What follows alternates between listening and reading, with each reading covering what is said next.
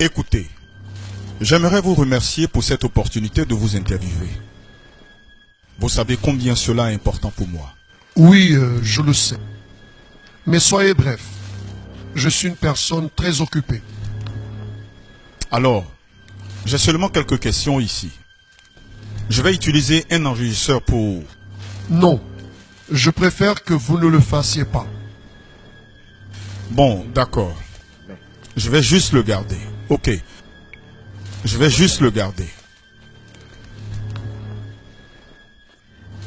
Ok. Commençons alors. Qui êtes-vous? Voilà une question qui n'est pas simple. En vérité, je suis un rebelle, un philosophe, un idéaliste, un inventeur, le premier plus grand leader politique qu'il y ait déjà existé. Votre apparence est un peu différente de celle que j'imaginais. Comment êtes-vous vraiment? Vous attendiez quelqu'un avec une capuche rouge.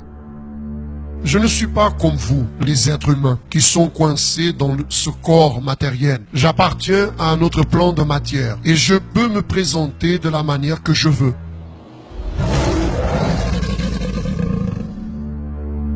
Je peux me montrer comme un ange de lumière, un fantôme, une tentation ou votre frère. Puis-je vous poser une question audacieuse? Quel âge avez-vous? Avez-vous déjà écouté cette musique où quelqu'un dit être né il y a 10 000 ans en arrière?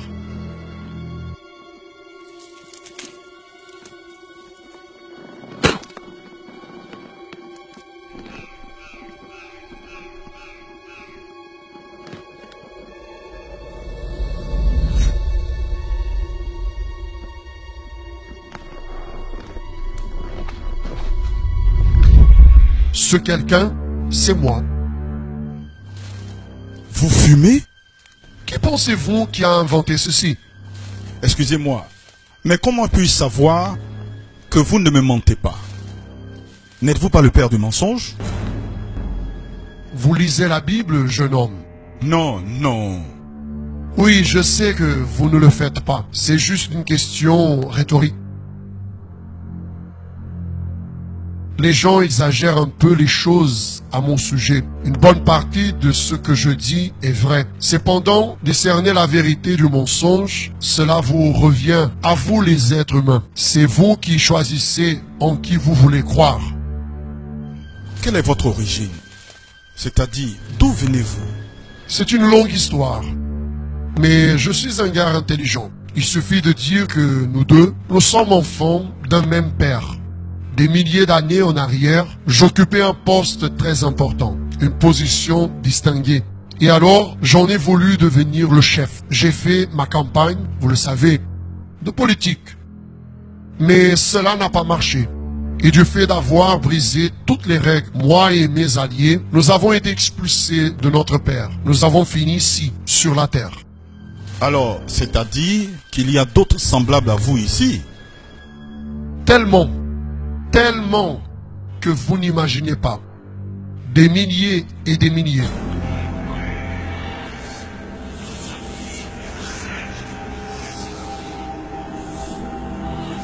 Et quel est votre plus grand atout? Faire les personnes croire que je n'existe pas. Après tout, personne ne se préoccupe avec un personnage folklorique. Et quel est votre plus grand ennemi?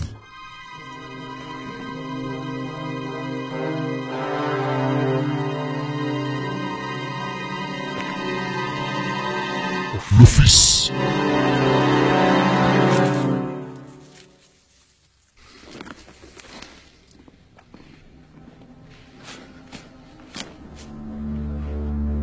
Mais je ne veux pas en parler. D'accord, pas de souci. Alors, répondez-moi, quel est votre plus grand rêve? Être adoré de toutes les personnes, comme le Dieu de ce monde.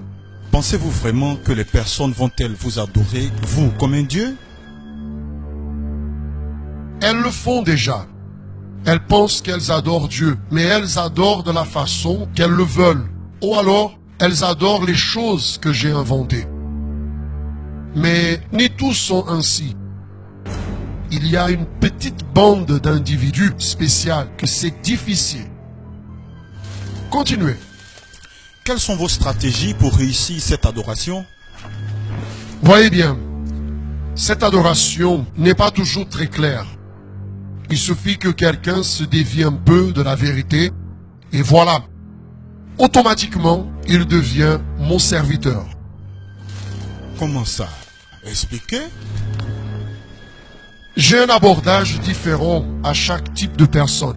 Premièrement, j'ai besoin de connaître son point faible. Puis, à certains, je fournis la gloire, le pouvoir. Ceci mène à la mort, la misère et à la destruction. Aux pauvres, je fournis des superstitions, de la dépravation, de l'ignorance. Aux riches, j'apporte le luxe, la vanité, la débauche. Les intellectuels sont séduits par l'orgueil, concluant que Dieu n'existe pas, ne savent pas l'expliquer avec leur science limitée. De cette façon, ils finissent par adorer la créature au lieu du Créateur. Les vices, les sports, les feuilletons, les jeux, le travail, les drogues. Finalement, tous restent très occupés pour chercher les choses de Dieu. Et la plupart des personnes se vendent pour si peu. Si peu. Comment arrivez-vous à faire tout ça? Ça, c'est un peu difficile d'expliquer. Je n'ai pas l'accès aux pensées des humains. Mais je suis très observateur. Je peux prévoir les attitudes des personnes, de leurs agissements, mots et réactions. Voyez, personne ne vole au hasard. Un jour, elle passe devant une vitrine, regarde, commente, démontre un intérêt. Et à ce moment-là, je crée une opportunité, une situation. Quelques-uns disent que c'est la tentation. En plus de ça,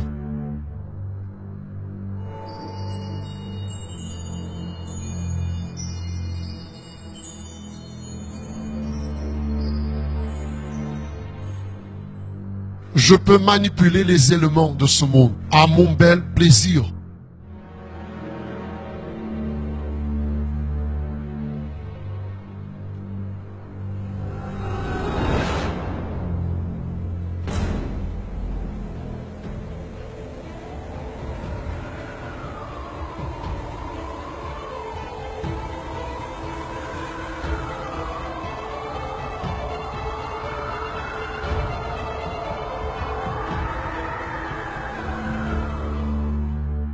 Et puisque je n'appartiens pas au même plan de matière que vous, je ne suis pas donc limité par les lois physiques.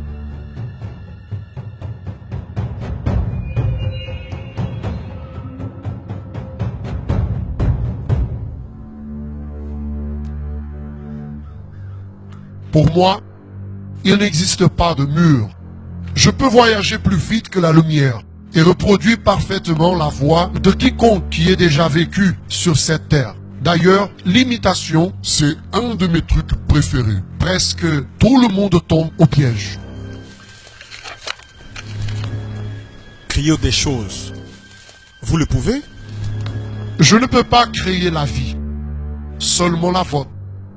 Mais j'en peux articuler des atomes et des molécules de façon à provoquer beaucoup de dégâts aux personnes et à des choses. Et qu'est-ce que vous haïssez le plus? Le pardon, la repentance, la réconciliation, les genoux fléchis en prière, les familles unies, la Bible, la loi de Dieu et son peuple ici sur terre. Eh bien, d'après ce que j'ai pu comprendre, vous êtes très puissant. Avez-vous peur de quelque chose? Mon futur, bientôt celui que j'ai crucifié, reviendra sur cette terre et finira avec mon autorité.